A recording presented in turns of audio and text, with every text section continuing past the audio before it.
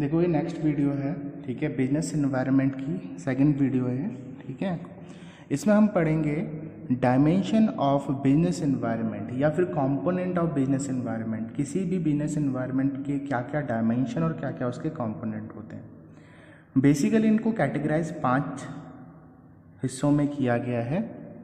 तो पहला होता है economical environment, social environment, political environment, legal environment and technological environment. Is it clear? So सबसे पहले हम पढ़ते हैं इसमें इकोनॉमिकल एनवायरनमेंट, ठीक है। Economical environment refer to all the forces and factor which directly influence the economy of your country. Economic environment consists of gross domestic product, income level, national level and per capita level, profit earning rate, productivity and employment rate, etc. Is it clear? So जितने भी factor या forces आपकी country के economic को affect कर सकते हैं, वो सारी चीज़ें क्या होती है, इकोनॉमिकल एनवायरनमेंट में आती है। Is it clear? या फिर हम ये भी कह सकते हैं इकोनॉमी से रिलेटेड जो भी चीज़ें क्या कर सकती है, किसी भी बिजनेस को क्या कर सकती है, अफेक्ट कर सकती है, तो उसे हम क्या कहते हैं, इकोनॉमिक एनवायरनमेंट। जैसे जीडीपी हो गया, एम्प्लॉयमेंट रेट हो गया, इन्फ्लेशन हो गया। Is it clear? जीएसटी हो गई, डीमोनेटाइजेशन हो गया, रेपो रेट हो गया, रिवर्स रेपो रेट हो गया, बैंक रेट हो गया। Is it clear? अरे समझ में? सो ये सारी चीज़ें, बैलेंस ऑफ पेमेंट हो गया, बैलेंस ऑफ ट्रेड हो गया, मनी सप्लाई हो गया, ये सारी चीज़ें क्या है, इकोनॉमी का पार्ट है। और अगर ये चीज़ें क्या करती है, किसी भी बिजनेस को डायरेक्टली क्या करती है, अफेक्ट करती है, तो उसे क्या कहते हैं हम, इकोनॉमिकल एनवायरनमेंट कहते हैं। Is it clear? For example बेटा आपने सुना होगा कि जीएसटी लागू हुआ, ठीक है, 2017 जुलाई 1 को, ठीक है। तो जीएसटी लागू, जीएसटी भी क्या है, एक इकोनॉमी का, टैक्सेशन भी क्या है, इकोनॉमी का पार्ट है। तो जीएसटी लागू होने से क्या हुआ, कई बिजनेस हाउसेस को उससे क्या हुआ, नुकसान हुआ, कईयों को क्या हुआ, बेनिफिट हुआ। तो क्या किया जीएसटी ने, क्या किया, कई बिजनेस हाउसेस को या कई बिजनेस फर्म को या एंटरप्राइजेस को क्या किया, इफेक्ट किया। तो ये सारी चीज़ें इकोनॉमिकल एनवायरनमेंट में आएगी, ठीक है। एक और चीज़ हुई, ठीक है, डीमोनेटाइजेशन भी हुआ, ठीक है, आ रहा समझ में? सो डीमोनेटाइजेशन में क्या हुआ, जो पुराने, ठीक है, पुराने 500 और 1000 रुपीज़ के नोट्स थे, उन्हें क्या कर दिया गया, उन्हें लीगल टेंडर के एक्सेप्टेंस से क्या कर दिया गया, रिमूव कर दिया गया। Is it clear? यानी उन्हें क्या कर दिया गया, रिजेक्ट कर दिया गया। उसके बाद क्या है, आपने सुना ही होगा, नए नोट आए, तो कई लोगों को दिक्कत हुई, कई बिजनेस को उससे प्रॉब्लम हुई। Is it clear? जो लीगली काम कर रहे थे उसे उन्हें उससे बेनिफिट भी हुआ। Is it clear? तो क्या होता है, ये इकोनॉमी में चेंज आने से या इकोनॉमी में बदलाव आने से जो क्या होता है, बिजनेस को इफेक्ट होता है। इन्हीं बदलाव को, इकोनॉमी में इन्हीं बदलाव को क्या कहते हैं, इकोनॉमिकल एनवायरनमेंट कहते हैं, ठीक है। नेक्स्ट है इसमें सोशल एनवायरनमेंट। आपको पता है कि कोई भी बिजनेस किसी भी सोसाइटी में खुलता है, ठीक है, तो सोसाइटी का जो ट्रेडिशन है, जो कस्टम है, सोसाइटी में जो लोग हैं, उनका स्टैंडर्ड ऑफ लिविंग क्या है, उनका टेस्ट क्या है, उनकी प्रेफरेंस क्या है, उनका एजुकेशन लेवल क्या है, ये सारी चीज़ें क्या होती है, सोसाइटी के पार्ट होती है। और ये सारी चीज़ें क्या होती है, सोशल एनवायरनमेंट में इंक्लूडेड होती है, ठीक है। तो social environment consist of custom and tradition of the society in which the business existing. It includes the standard of living, taste, preference and education level of the people living in the society where the business exists, ठीक है। सो इन सारी चीज़ों से, चाहे वो custom हो, चाहे वो ट्रेडिशन हो, चाहे वो लोगों का स्टैंडर्ड ऑफ लिविंग हो, चाहे वो टेस्ट हो, चाहे प्रेफरेंस हो, चाहे एजुकेशन लेवल हो, ये सारी चीज़ें क्या करती है, कहीं ना कहीं बिजनेस को अफेक्ट करती है। और ये सारी चीज़ें क्या है, सोशल यानी सोसाइटी का क्या है, हिस्सा है, सोसाइटी का पार्ट है। तो ये सारी चीज़ें सोशल एनवायरनमेंट कहलाती है, ठीक है। फॉर एग्जांपल, इससे पहले मैंने आपको एक एग्जांपल दिया था दिवाली का। देखो हमारे इंडिया में क्या होता है, बहुत तरीके के हर एक कल्चर के, हर एक रिलीजन के क्या मनाए जाते हैं, फेस्टिवल मनाए जाते हैं। और हर फेस्टिवल में क्या होती है, गुड्स की डिमांड अलग अलग होती है। Is it clear? आ रहा समझ में? तो वो चीज़ें क्या है, ये चीज़ें क्या है, कस्टम और ट्रेडिशन का एक हिस्सा है, मगर ये कहीं ना कहीं बिजनेस को क्या करती है, अफेक्ट करती है। ठीक है, तो ये सारी चीज़ें बिजनेस इन्वायरमेंट में यानी सोशल इन्वायरमेंट में आ जाती है। ठीक है, और बहुत सारे कॉमन फैक्टर है हमारे बिजनेस इंडियन सोशल इन्वायरमेंट के, जैसे कि रिजर्वेशन ऑफ माइनॉरिटी हो गया, वुमेन्स हो गया। ठीक है, इक्वल स्टेटस ऑफ वुमेन हो गया, equal wages pay to male and female worker हो गया। ठीक है, अरे समझ में? तो ये सारी चीज़ें क्या है, ये सोशल इन्वायरमेंट का हिस्सा है। नेक्स्ट है पॉलिटिकल इन्वायरमेंट। ठीक है, अब पॉलिटिकल इन्वायरमेंट से हम क्या समझ सकते हैं, जो हमारे देश में क्या है, पॉलिटिकल इशू या पॉलिटिकल अफेयर होते हैं, उनसे भी क्या होता है, बिजनेस को कहीं ना कहीं अफेक्ट होता है। ठीक है, और ये सारी चीज़ें क्या आती है, पॉलिटिकल इन्वायरमेंट में आती है। ठीक है, आ रहा समझ में? So political environment constitute all the factor related to government affair. ठीक है, पॉलिटिकल इन्वायरमेंट वो सारी चीज़ें आती है, वो सारे फैक्टर आते हैं जो गवर्नमेंट अफेयर से रिलेटेड होते हैं, such as the government in power, attitude of government towards the different group of the society, policy changes implemented by the different governments. ठीक है, इज इट क्लियर, एटसेट्रा। ठीक है, सो क्या होता है, देखो बहुत सारी चीज़ें होती है, सच एज देखो गवर्नमेंट अफेयर। ठीक है, जितने भी फैक्टर होते हैं, ठीक है, all the factor related to government affair वो सारे पॉलिटिकल इन्वायरमेंट में आते हैं, जैसे कि पावर में कौन सी गवर्नमेंट है, यानी किस गवर्नमेंट की पावर है। ठीक है, उसके रूल एंड रेगुलेशन क्या है, उसकी पॉलिसीज़ क्या है। ठीक है, इज इट क्लियर? जो गवर्नमेंट है, रूलिंग गवर्नमेंट है या कंपटीटर जो क्या है, अपोजिशन है, उसका भी रोल होता है। ठीक है, इज इट क्लियर? सो जो गवर्नमेंट है उसका लोगों के प्रति क्या है, क्या एटीट्यूड है या क्या उसका बिहेवियर है, वो सारी चीज़ें भी उसमें आ जाती है। ठीक है, डिफरेंट गवर्नमेंट की क्या होती है, अलग अलग पॉलिसी होती है, तो वो कौन कौन सी पॉलिसी को इम्प्लीमेंट कर रहे हैं, उससे भी क्या होता है, बिजनेस को कहीं ना कहीं इफेक्ट होता है। ये जितने भी गवर्नमेंट अफेयर है, ठीक है, वो कहीं ना कहीं बिजनेस को क्या करते हैं, अफेक्ट करते हैं। यही क्या कहलाता है, पॉलिटिकल इन्वायरमेंट कहलाता है। ठीक है, सो जो पॉलिटिकल इन्वायरमेंट जो होता है वो बिजनेस को इमीडिएट और बहुत ग्रेट इम्पैक्ट क्या करता है, पहुंचाता है। ठीक है, इसीलिए हर एक बिजनेसमैन को क्या करना, बिजनेसमैन को इन्वायरमेंट स्कैन करना ज़रूरी होता है और केयरफुली उसको क्या करना चाहिए, अपना जो पॉलिटिकल इन्वायरमेंट है उसको स्कैन करना चाहिए। Is it clear?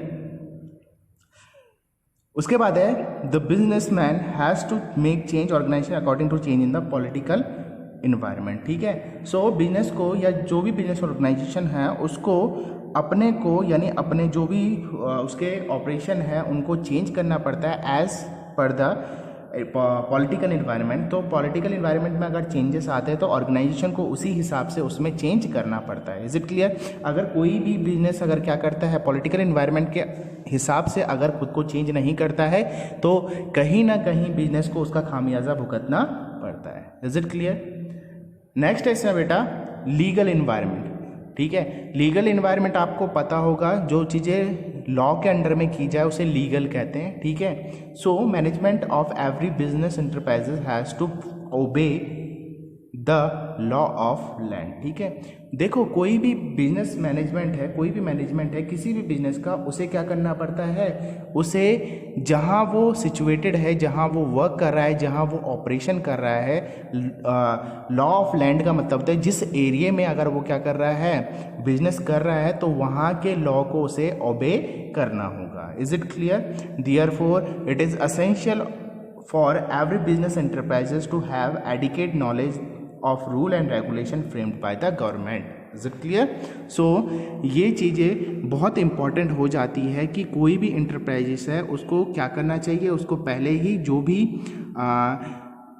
बिजनेस है उसको पहले ही ये जो गवर्नमेंट के रूल एंड रेगुलेशन होते हैं उनका नॉलेज, एडिक्वेट नॉलेज उन्हें होना चाहिए। Is it clear? अगर लॉ के अगेंस्ट वो काम करते हैं तो कहीं ना कहीं बिजनेस को क्या होगा, लॉस होगा। Is it clear?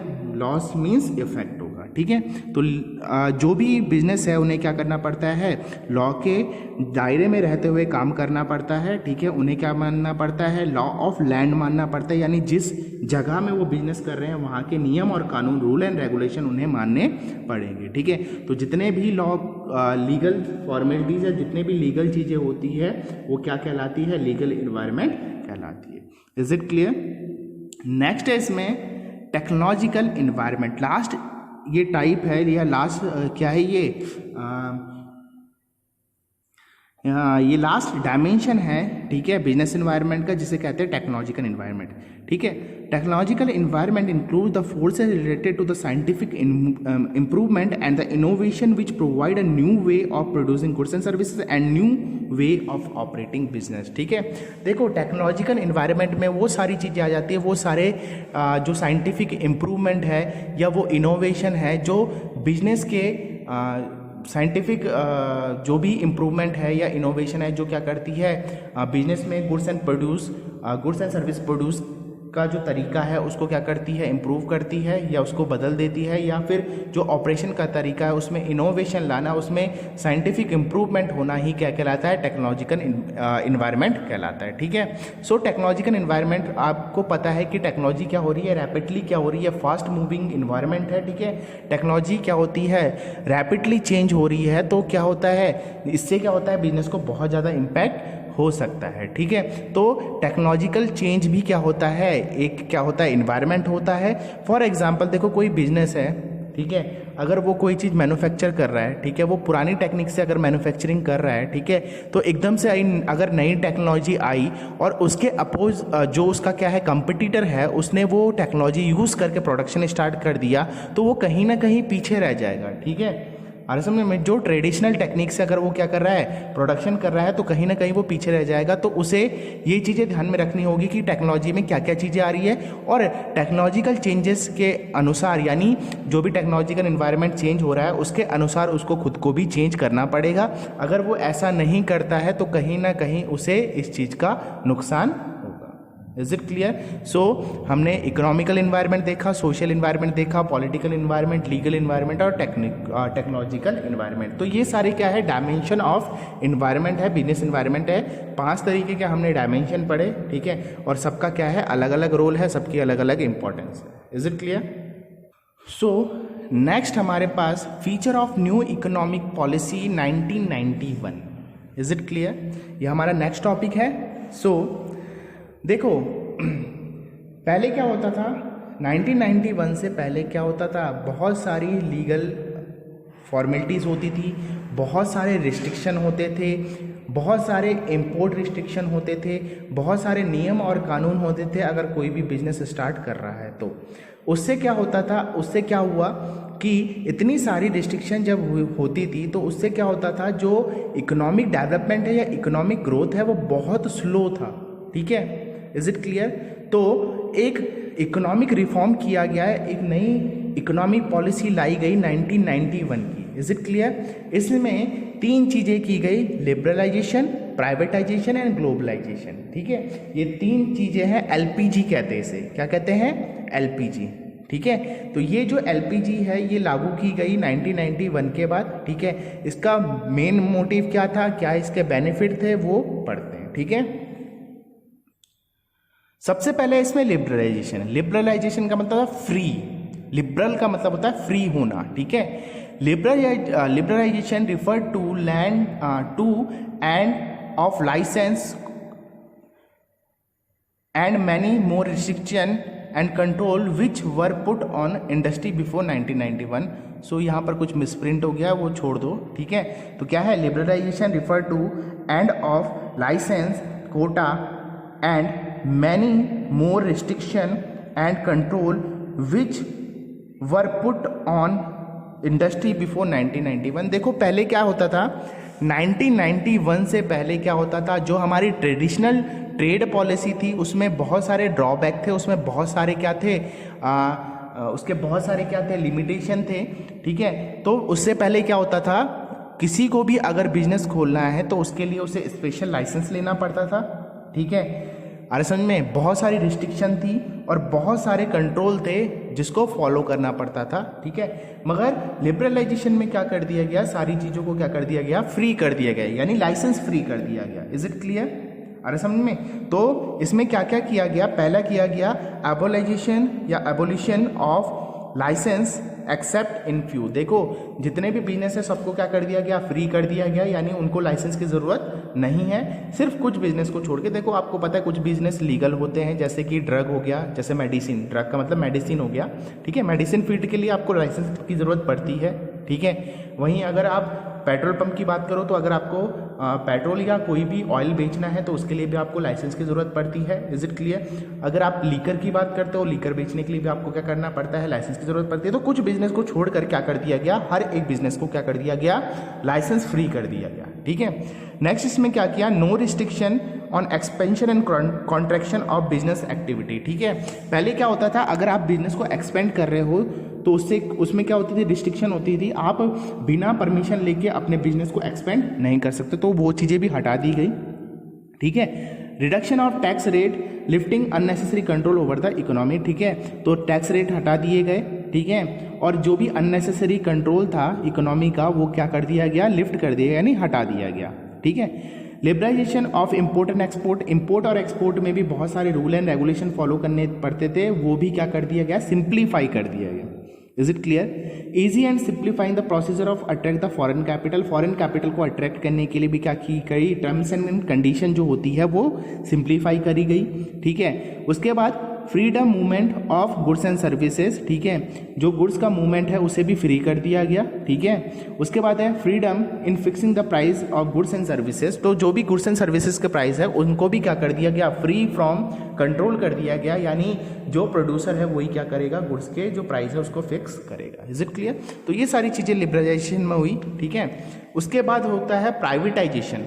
प्राइवेटाइजेशन में क्या किया गया, प्राइवेटाइजेशन का मतलब होता है कि ओनरशिप को ट्रांसफर करना पब्लिक टू प्राइवेट, ठीक है। तो यहाँ क्या कर दिया गया, तो privatisation refer to giving the great role to the private sector and reducing the role of the public sector. देखो 1991 से, यानी जो न्यू इकोनॉमिक पॉलिसी थी, उससे पहले क्या होता था कि जो पब्लिक सेक्टर है उसको ज़्यादा इंपॉर्टेंस मिलती थी, यानी उसका जो मार्केट शेयर था वो ज़्यादा था, ठीक है। 1991 के बाद क्या कर दिया गया, प्राइवेटाइजेशन पे ज़्यादा फोकस कर दिया गया, ठीक है। हर चीज़ें प्राइवेट कर दी गई। Is it clear? आ रहा समझ में? और पब्लिक का जो रोल है उसे रिड्यूस कर दिया गया, ठीक है। पब्लिक सेक्टर का जो रोल था उसे रिड्यूस कर दिया गया। Is it clear?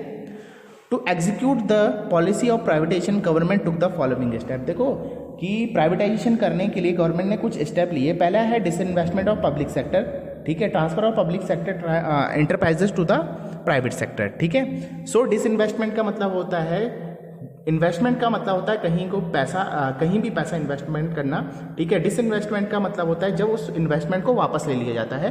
तो पब्लिक सेक्टर से क्या किया गया, डिसइन्वेस्टमेंट की गई, ठीक है, और उसे ट्रांसफर किया गया किसमें, प्राइवेट सेक्टर में। Is it clear?